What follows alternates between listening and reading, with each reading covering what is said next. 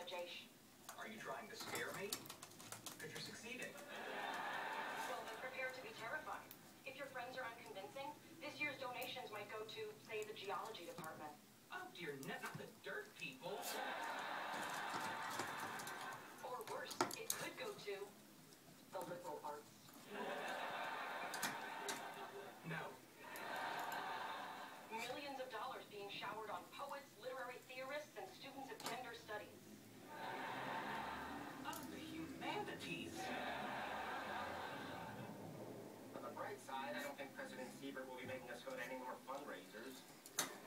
So much easier at my bar mitzvah. The old people just came up to you, pinched your cheek, Handed you a savings bond. Oh, don't be such gloomy Gus's. Look at the